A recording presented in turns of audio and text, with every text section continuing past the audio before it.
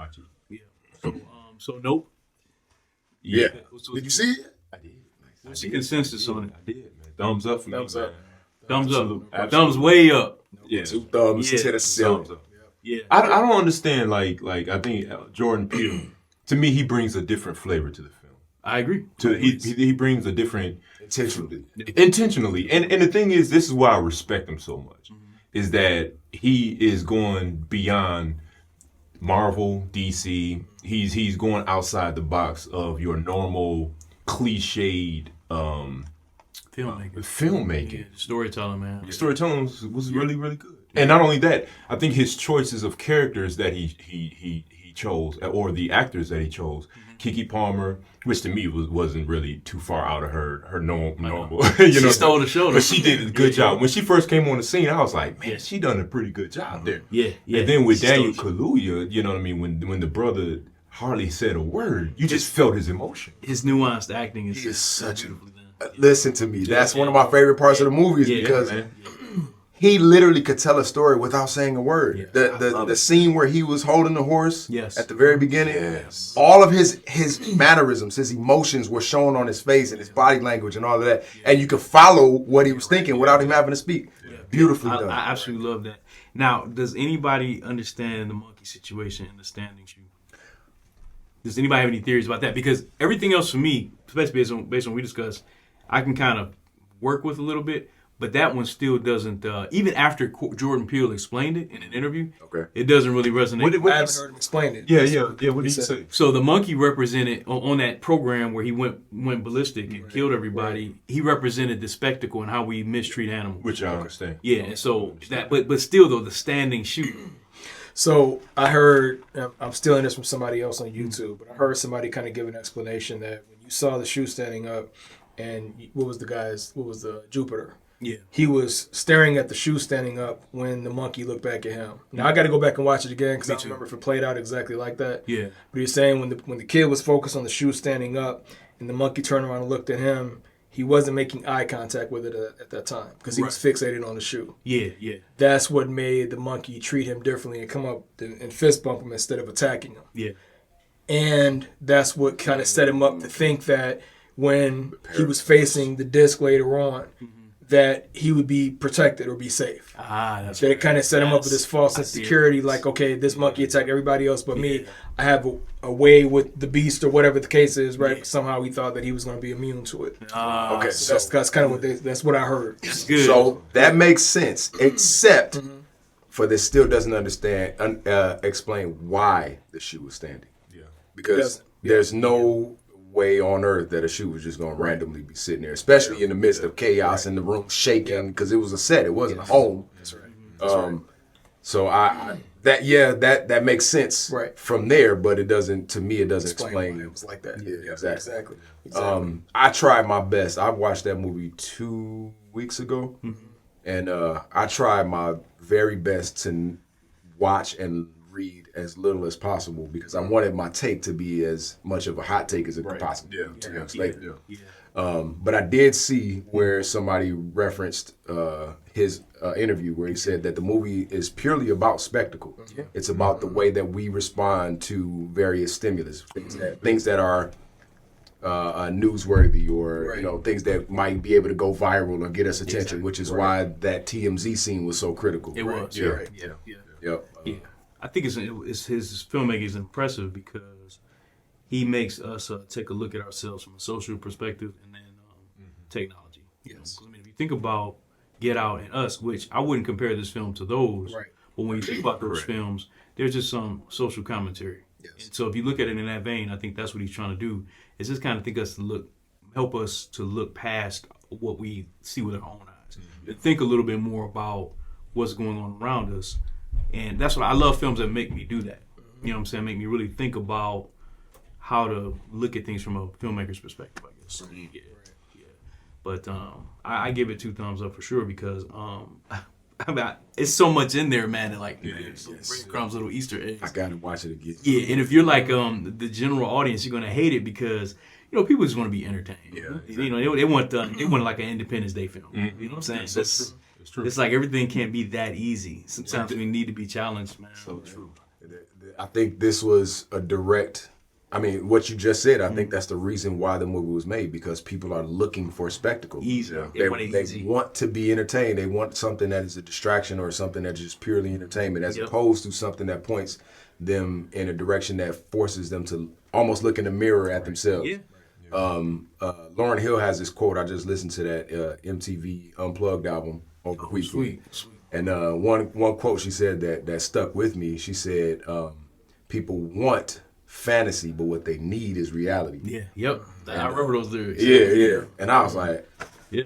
I mean, obviously it's dead simple. Yeah. But if you think about the whole direction that mankind, the arc that we're following, it's exactly what it is. All we want is what's not real. We got social media. We got our various forms of entertainment that constantly distract us and fill our minds with nonsense. Yep. And I think the reason why he does some of the work that he does is along the same lines as Dave Chappelle. I'm going to bring realness and real social commentary, and I'm going to disguise it with comedy or film or other forms or music or whatever. You know what I mean? Yeah. And I appreciate that so much. I feel like he's a treasure to I agree. to the industry. I agree, and I think people are used to fun. Fun is easy. Critical thinking is hard. Yes. You know what I'm saying? That's true. Yeah, it's like I just want to have fun, Right. drink, smoke, party. Yeah. To the, and then when you present them with something like that, they get mad at you, and they just because now they're calling him like they're calling him like the M Night Shyamalan. Really going in. They're going in on it. But hey, the numbers still shine because globally it's at 113 million. But see, like, I think you'll do well overseas because if you think about overseas Black Mirror, most of those are European. Yeah, they are. Like most of them are from the UK and different things, especially Asian cinema. Yeah. Those are deep thinkers. So they make some good movies. They make some very, very good. But lately, like me and Tamara and I has really been focusing on Asian cinema. Yeah. Because they're psychological, like Squid Game. Come on, man. There's some deep things that make you really like think like, wow, am I really like that? You know what I'm saying? And that's what Jordan Peele, he's pushing the envelope. And one thing that I noticed this is going back to Gordy, right? When you notice that Gordy attacked, one thing, okay, let's take a step back. When you first saw the episode, what's the Korean kid's name? Jupiter. His name was Jupiter, right? He had a small gift, right? He had a small gift that he was going to give to Gordy. Yeah. But then the daughter outshined with a bigger gift. Yeah. And you notice that he kind of scurried away a little bit, kind of hurt. Yeah. I was thinking in my mind that Gordy possibly recognizes in that family that there's a difference that's been recognized. You know what I'm saying? And that's why he didn't attack the boy when he saw them. Yeah. But that's just from my perspective, that he saw the difference, how he was treated. You see what I'm saying? That's good, because I read that it was a point where Gordy did sign language to the boy. Yeah. What he said was, what happened, family? Yeah. That's what he said to the boy in sign language. Yeah, that's what they said. Somebody read what he said because they were reading. See, that's awesome, man. And he was like, what happened, family? So in his mind, it was more like, I think what Jordan Peele was trying to do from the chimp's perspective is like, I don't even know what's going on. I don't even know I'm being treated like this. Because, I mean, we honestly don't know how animals get treated on set of films, like with the horses and stuff like that. So, but a chimp is very intelligent. So that's probably why he was like, what happened? Like, he lost it, he flipped, and then he probably was communicating with the boy. They did the fist pound, and you hear a gunshot. Well, so check this out. That's a beautiful point. So you made me think about another thing. Remember the balloon pop. Remember they said that it's something psychologically happens to I think they said chimp. I can't remember. Forgive me, y'all. But they said when the balloon pop, it causes a disturbance to the chimp, and he went crazy. That's because you notice every time it popped. Yeah, he went further after people. Yeah. You see what I mean? Yeah. And so when that made me think about when OJ was with his horse. Yeah. Remember when he showed him the mirror? The guy came up with the mirror. He said he doesn't like that. Get away from it. Yeah. That mirror is no different than that balloon popping. Exactly. You see what I'm saying? That animals have a boundary. Yeah. You have to know that animal's boundary if you're trained and respect it. One other thing that I thought about Jupiter was he didn't learn from when he was a child on the set. He ended up becoming. Right. You understand what I'm saying? He should have learned the how you treat animals is going to come back and bite you, or whatever the case may be. Yeah. He learned it, once again, the spectacle part, right? Yeah. He ended up creating the disc, or he ended up making the disc no different than Gordy. Did that make sense? You know, that's from what I saw, and I was like, wow, man, I had to think about it. Yeah. So there's this concept when you're dealing with a dog that you don't know, where they say you're not supposed to look them in the eyes because they receive it as a challenge. And so that's kind of the what I got from the whole eye contact thing. The horse seeing himself in the mirror is not necessarily him recognizing himself, but he's seeing something looking me in my eyes, and I feel like that's a challenge. Now I'm going crazy. And the reason why I'm not married to that theory, because it happened with the UFO, the disc, or whatever. Right. Two, the reason why I'm not completely married to that theory is because that's not what happened with the chimp. The chimp was set off by something else. So the horse and the alien, the creature, was set off by eye contact, primarily. And so that's one of the things that I've been trying to mull over in my head. Like, okay, is there some sort of connection between, the alien feeling challenged or the horse feeling challenged? I don't know. I just figured I would throw that out there. I don't know if. Well, I was thinking like it's the boundaries that I set. You know what I mean? Respecting the animal. Oh, yeah. Like that. I think that's what it is. I think that there was a boundary with Gordy that it was a. You know what I'm saying? Like for instance, I know a lot of people that I don't know personally, but when you watch shows or whatever that people train lions, man, them lions after a while, they snap. Like I'm not saying 100% of, but from time to time, how many shows have you seen where they actually say enough is enough? Yeah.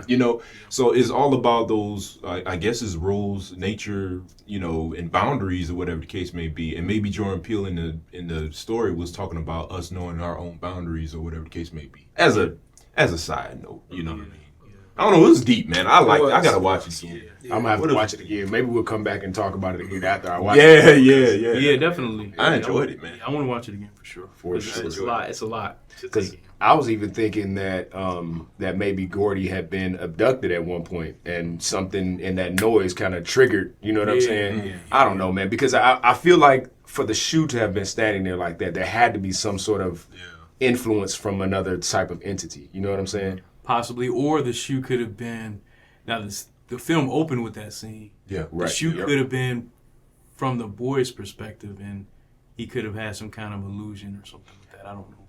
That's another good theory. I don't know. Yeah, because sometimes when you look at films, you can look at the filmmaker wants to show you someone in the film's perspective. Okay. So it could have been in some kind of traumatic dreamlike state, and that shoe could have been something. I don't know, but I'd have to see it again, because what I began to do at a certain point in the film is that my wife and I, we started looking at different areas in the scene. Because, me too. Yep. Yeah, same. Because number 4 was prevalent throughout the film, and he would sustain these shots and keep it on certain things. I mean, you have 4 protagonists.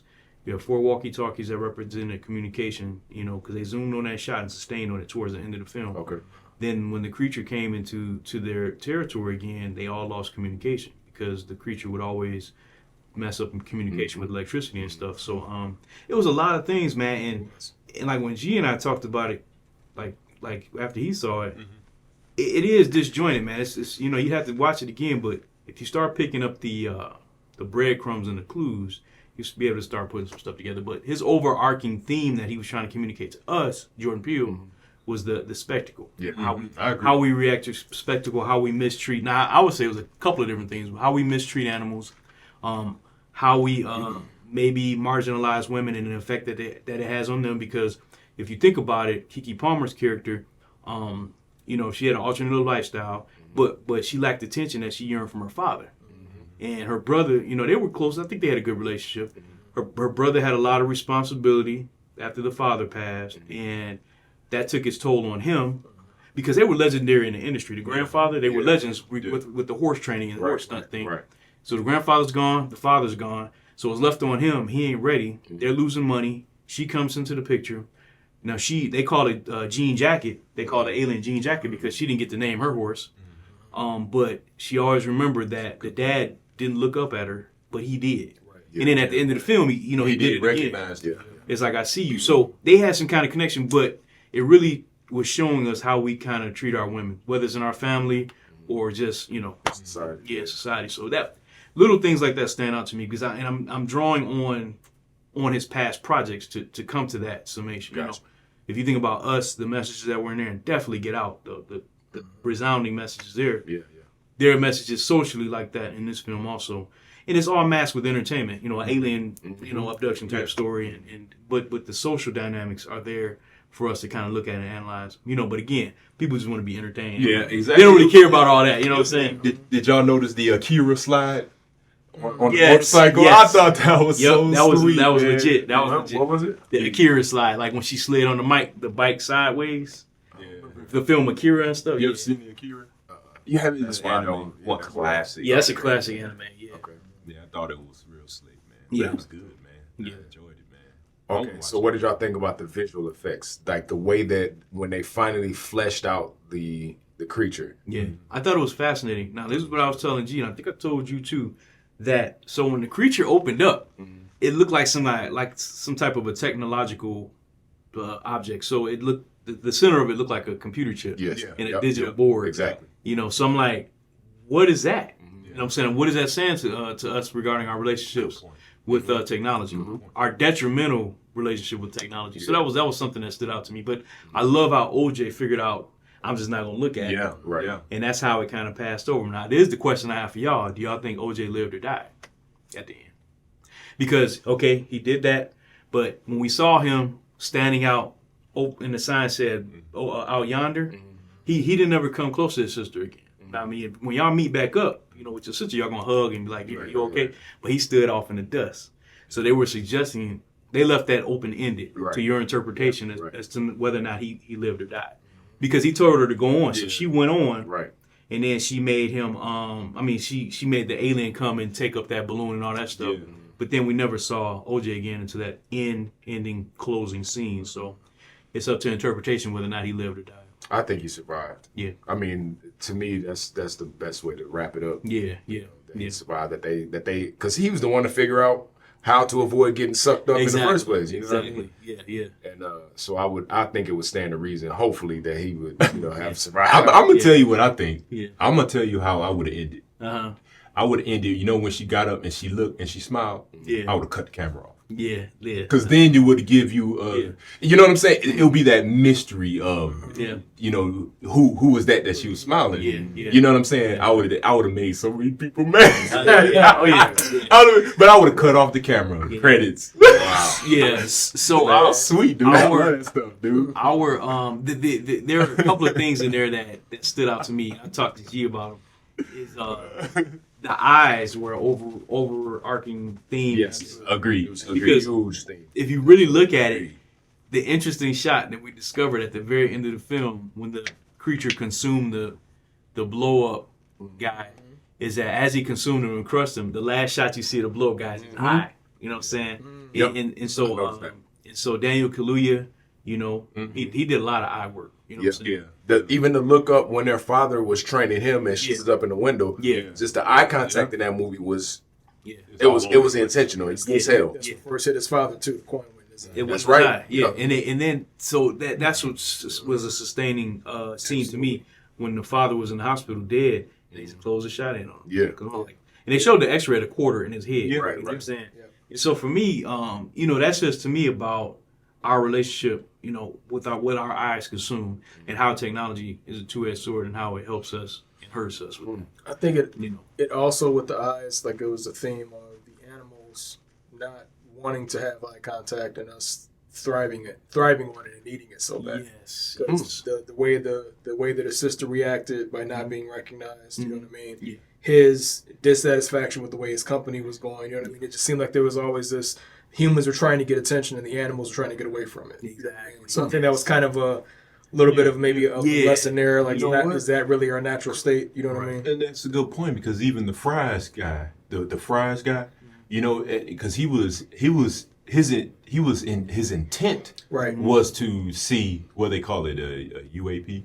He said it's not a UFO, it's UAP. It's a UAP or something like that. Yeah. So his intent was putting these cameras up. He wanted to be there. Yeah. He wanted to see it. He wanted to be there. He wanted to know about it or whatever the case may be. Yeah. So that's a good point, man. Good point. You just made me think about another correlation between OJ and the animals. He was so good at training them because he related to them. If you remember in the beginning of the movie, he avoided eye contact. Yeah, during he did. In front of the green screen. He was very obviously trying to avoid that contact. Yeah, he was facing like the camera was over here. He was sitting there like this the whole time. Yeah, he kind of look over like that every now and then. I hadn't thought about that at all until you just said the difference between how humans appreciated and crave the eye contact and recognition and attention versus how the animals work. That's crazy. Which is another reason why I kind of think he survived. You know what I mean? I think so too. Yeah. I think that shot was kind of set up in a way to kind of make you question it and kind of have that, that kind of people can kind of look at it either way. Yeah, definitely. Start some conversation on it. So, but then it was also a scene. So right after she took the pictures in that picture machine, putting the quarters in there, and then when she gets up in the back over her, the sign that says "New Sheriff in Town." You know what I'm saying? So it. I don't know. It gave. I think the scene tried to give her some kind of purpose and meaning for herself. Yeah, there was a lot of hero shots on her. Yeah. Yes, it was. Yeah. So okay, what do y'all think about how much attention they paid to the shirt she had on? You think that was just brand placement, or do you think that was some sort of, because it said what, a Jesus fish or Jesus wolf? A lizard. Jesus wolf. Oh, Jesus lizard, right? Yeah. And there was a wolf on the front. Yeah. Y'all have any thoughts about if that was significant? I'm taking stuff from people. I saw somebody make a comment on it. I forget what it was. It was like some rock band or some group. I forgot what it even was, man. Okay. Yeah. Well, I don't know, man. It was because she wore a couple of different shirts. She did. And one of the shirts was like jersey-like, and it had a number on the back. I can't remember. I got to look at it again. But I do believe that it's more than product placement. I can't say what it is right now. I'd have to. I do want to view it again for that because some of the scenes are fading. But for me, there are a lot of number placements that could be significant, because when they were in the restaurant eating, there was a baseball team in the background. They ran out and started roughhousing. Yep. You got their numbers in a certain layout on their back. And then it was one guy still in there, and he was facing the camera in the background, and I forget the number 12. It was just interesting, the number placement and what that was maybe trying to suggest for some reason. I don't know, man. Yeah. I mean, it's just fun to actually just talk about it. When my wife and I, we got out of the theater, we were like, who can we call? Who's like, man, good, man. Yeah, because we just want to talk to somebody, just get other perspectives, because films like that. To the show and get together, man. Yeah, definitely. Definitely. Films like that, man, really get my wheels turning, because it is through the medium of film that you can tell you could tell mass audiences subliminals. Yes. You could really, that's what my man did with Citizen Kane. Things like that. Where they can tell you, like, I remember when, I saw a documentary about The Exorcist, and then End of the War of the Worlds, when that first came out. I think that was on the radio, War of the Worlds. People actually thought that the world was in. Yes, that's true. Yes, Exorcist people really started making them think about spiritual warfare and demonology with The Exorcist. They said people were fainting in the theaters, but it shows you the power of media, though. And I wish the masses could really see that they're trying to tell you something, man. One that stands out to me significantly is Will Smith in that film where he Enemy of the State. Yeah, man. Yeah. That was like almost 20 years ago, and that is relevant even today. So, but I think I wish people would pay attention more. But I love what Jordan Peele is doing, because he's talking to his audience, and I think he knows partially who his audience is. You know what I'm saying? He's giving them, dog whistles, breadcrumbs, whatever you want to call it. So. Yeah, I thought it was real good. Yeah. One more thought. Why did the disc stay in that area? Was it solely because he was getting fed? Because that's one thing that I thought about. It was like, if this thing is so powerful and all eyes on me, right? I can eat whoever I want. Why was he stuck, or whatever it is, right? Yeah. Stuck only in that one area? Was it because if you notice, Jupiter said, man, he's coming early, right? You know what I mean? Yeah. So did he somehow lock him there in that area and fed him and kept him that way. You know what I'm saying? That's a good point. Was he wondering about that? He was feeding on horses first. He was feeding on horses, and I think that's probably why, because they had Yeah. a horse ranch. Yeah. It was in the Southwest. Yeah. And so, you know, you got the number of horses and horse ranches there. It probably was just plentiful food. Because if you remember, he was the jean jacket. He was not showing himself to humans for the majority of the film. He was just chasing horses around and eating horses. Yeah. Humans didn't even recognize him until, you know, it started to progress a little bit further. Yeah, see, I forgot about that. Maybe. Or he got mad when that metal horse. You remember? He dropped the metal horse. Oh, Yeah. when he choked on the. Yeah. He was like, I'm about to just eat everybody. Right. But that was great though, man. I liked it, man. Yeah. I want to watch something else now, man. I want to watch that about 2 or 3 more times. Me too. Gonna have to get the whole brother. I want to comb through that film as much as possible. For sure. That's what I did with Get Out. Yeah, same here. I just watched that recently. Really, I gotta watch that again, man. It's brilliant. It's I genius. gotta watch Us again. Me too. That one was more of a thinker to me than this. Was. Yeah.